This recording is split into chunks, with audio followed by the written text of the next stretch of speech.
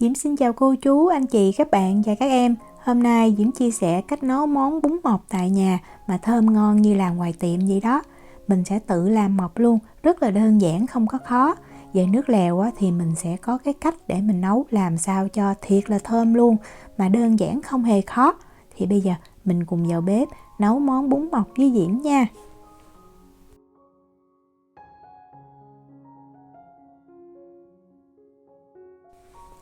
Đầu tiên mình sẽ đi nấu xương heo trước, thì ở đây Diễm có 1 kg. Mình nên lựa xương già đó, vừa có xương vừa có thịt thì nấu cái nước nó ngọt. Xương mình rửa sạch, sau đó mình sẽ cho vào 1 lít nước, 1 muỗng cà phê muối. Và bây giờ mình bắt cái nồi xương này lên bếp để mình trần sơ cho những cái chất xơ trong xương nó sạch. Mình nấu cái nước lèo nó trong, nó thơm hơn. Bật lửa lớn và bây giờ mình nấu cho nồi nước xương nó sôi lên Dùng đũa đó mình xới lên cho xương nó thấm nước thiệt là đều như vậy thì những chất xơ nó ra dễ dàng hơn. Khi mà nước sôi thì mình nấu thêm khoảng 1 phút nữa, và mình để cho lúc nào nước cũng sôi như vậy nha. Rồi mình nhắc khỏi bếp. Mình sẽ đổ liền ra một cái rổ, và bây giờ mình xả nước lạnh mình rửa xương lại cho thật là sạch. Xương heo ở bên đây nhiều khi nó không có được thơm và nó dơ nữa. Diễm làm cách này thì Diễm thấy nước lèo rất là thơm. Lấy cái nồi mình sẽ hầm xương Diễm cho vào 2 cái củ hành tây và mình bật lửa lớn lên. Bây giờ mình sẽ nướng cái củ hành này Nếu mà mình có bếp than mình nướng cũng được, còn không có thì mình cứ cho vào cái nồi mình nướng như vậy.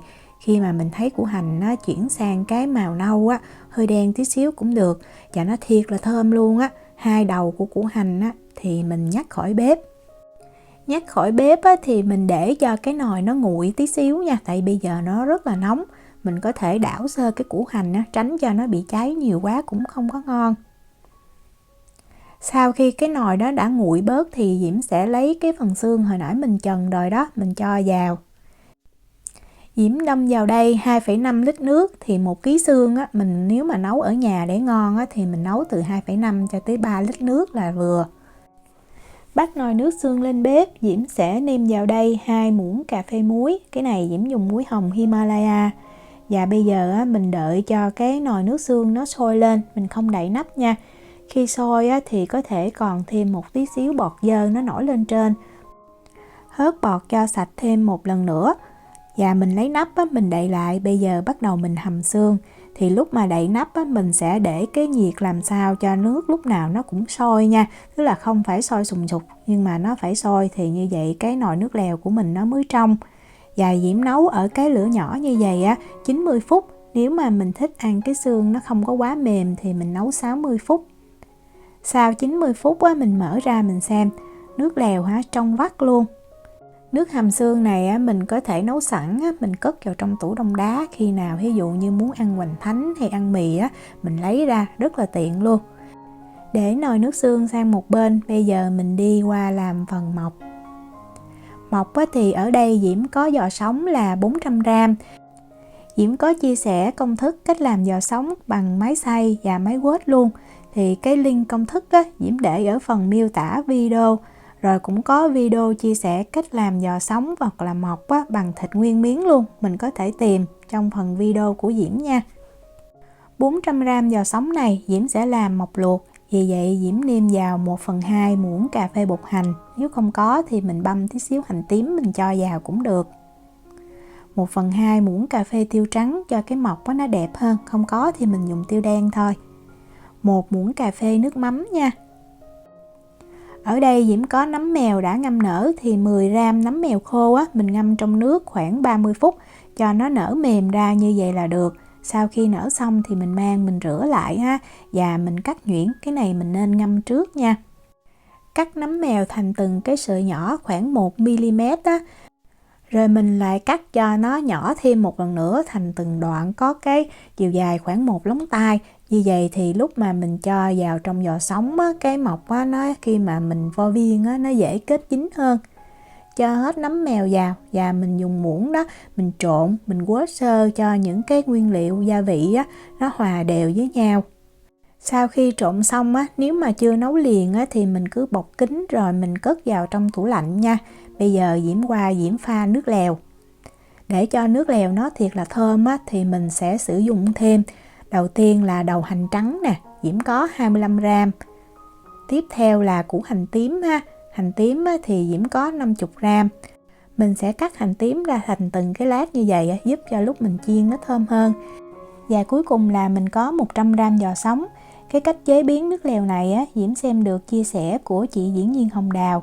Chị nhận được cái cách làm nước lèo này của chú bán bún mọc ở Sài Gòn đó. Diễm làm thử và thấy rất là ngon. Mình bắt một cái nồi lên bếp á, mình cho vào 2 muỗng canh dầu ăn. Sau đó mình sẽ cho hành tím và đầu hành trắng. Mình bật cái lửa trung bình và bây giờ mình sẽ phi cho đầu hành trắng, hành tím này nó thiệt là thơm luôn ha. Khi mà mình thấy hành á, nó chuyển sang cái màu nâu vàng như vậy, thơm lắm. Thì mình sẽ lấy 100g giò sống á, mình cho vào và mình chiên cái giò sống này. Giò sống mình tự làm tại nhà, cái lượng mỡ nó ít á, vì vậy lúc mà mình chiên á, thì nó sẽ không có được tan đều ra lắm. Nhưng mà Diễm thấy như vậy cũng rất là ngon. Mình chiên cho mọc nó chuyển sang màu vàng nhạt và nó chín sơ đó, đảo thiệt là đều tay nha. Mình cho vào 800ml nước, Diễm sẽ dùng cái nước này đó, Diễm luộc cái viên mọc, giúp cho mọc nó vừa thơm. Và sau khi mọc chín á, mình lấy cái nước này, mình cho lại vào trong cái nồi nước lèo, ngon lắm luôn. Diễm nêm vào 1 muỗng cà phê muối, 1 muỗng cà phê đường phèn. Và mình nấu cho nước nó sôi, thì khi mà nước nó vừa sôi nhẹ thì mình vo viên mọc á, mình cho vào. Thì cái cách vo viên á, mình có thể dùng 2 cái muỗng hoặc là mình nặn trong cái tay, thì Diễm cũng đã có chia sẻ trong những video trước đây rồi. Rất là dễ, không có khó. Mình nặn tay á, thì cái viên mọc á, nó sẽ chắc hơn, còn nếu làm muỗng á, thì mình phải quết nó hơi lâu. Khi mà viên mọc á, nó nổi lên trên, mình nấu ở cái lửa nhỏ ha, khoảng 3 phút á, là mọc sẽ chín. Mọc chín á, thì mình có thể kiểm tra, mình thấy viên mọc nó rất là chắc và cứng nha. Mình để mọc ở trong nước như vậy luôn, giúp cho viên mọc nó không có bị đen. Còn nếu mà mình muốn vớt ra đó thì mình phải ngâm vào trong cái thau nước lạnh. Diễm thì Diễm ngâm như vậy, Diễm để cho viên mọc á, nó nguội tí xíu. Rồi mình sẽ chắc một cái phần nước trong cái nước luộc mọc này để mình nấu nước lèo. Diễm sẽ chắc ra đây là 400ml nước luộc mọc nha. Mình nhìn mình thấy nè, cái màu rất là vàng và thơm lắm luôn. Nếu mà mình nấu mà mình ăn liền hết một lần á, thì mình có thể cho luôn cái nồi nước luộc mọc này vào trong nồi nước xương. Diễm thì để riêng như vậy, khi nào ăn á, thì Diễm mới cho mọc vào, như vậy giúp cho mọc nó giữ được cái độ dai giòn ha. Mình mà nấu trong cái nồi nước xương lâu quá thì mọc nó sẽ bị mềm. Nồi nước xương á, bây giờ Diễm bắt lại lên bếp và Diễm lấy 400ml nước luộc mọc á, Diễm cho vào. Bật bếp lên á, bây giờ mình nêm nếm nha. Diễm cho vào 1 muỗng canh đường phèn, 1/2 muỗng canh muối, 1 muỗng canh bột nêm gà. Mình chỉ nêm như vậy, tức là nước lèo á, nó vừa đủ vị thôi. Tại vì khi ăn á, mình sẽ cho thêm mắm tôm vào nữa. Nếu mà mình nêm đậm đà quá thì cho mắm tôm vào nó sẽ bị mặn. Ở đây Diễm có thêm mọc chiên, thì mọc chiên á, mình chỉ cần lấy giò sống mình vo viên rồi mình chiên lên thôi, không cần phải nêm thêm nước mắm ha. Tại vì chiên á, như vậy đó là cái gia vị Diễm thấy vừa rồi, cho nước mắm nó sẽ mặn. Khi ăn á, thì mình mới cho mọc vào ha, và khi mình thấy mọc á, nó nổi lên trên là mình múc ra tô được. Mình cho thêm đầu hành trắng á, giúp cho cái nước lèo nó thơm hơn. Nước lèo bún mọc nấu đạt á, là nó phải trong ha. Khi mà mình ăn á, thì cái vị ngọt thanh nhẹ nè, kết hợp với những cái viên mọc dai giòn rất là hấp dẫn. Nấu xong nồi nước lèo này á, mà Diễm nhớ cái bún mọc Thanh Mai gần chợ Bến Thành ở Sài Gòn ngày xưa lắm luôn. Bún ăn kèm á, thì mình sẽ sử dụng bún sợi nhỏ. Bún mọc không phải như là bún riêu hay là bún bò Huế. Bún sợi nhỏ như vậy á, thì khi mà mình chan cái nước lèo vào á, nó thấm vào sợi bún. Ngoài mọc á, và sườn á, mình cũng có thể cho thêm chả nếu mà mình thích ha. Rồi mình cho thêm hành lá cắt nhuyễn nè. Tiếp theo là ngò mình cũng cắt nhuyễn luôn. Và để tạo thêm mùi thơm hơn nữa thì mình sẽ cho thêm tí xíu hành phi nha. Rắc thêm tiêu lên trên và mình nêm thêm mắm tôm. Thì mắm tôm á, giúp tăng thêm cái hương vị cho bún mọc. Còn nếu mà mình không ăn được mắm tôm á, thì mình cứ nêm thêm tí xíu nước mắm thôi. Vắt thêm nước cốt chanh ha. Và ớt thì mình có thể ăn ớt tươi hoặc là ớt xay hoặc là ớt sa tế đều được. Rau ăn kèm thì mình có bắp chuối bào nè, rau muống bào ha. Và nếu có giá thì mình cho thêm giá. Một trong những loại rau thơm không thể thiếu của món bún mọc đó chính là rau kinh giới. Rau kinh giới có mùi thơm rất là đặc trưng, giúp tăng thêm hương vị của tô bún mọc.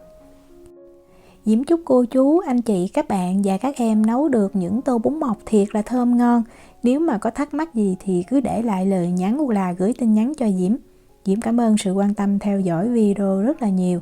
Hẹn gặp lại trong những video tiếp theo. Chào tạm biệt.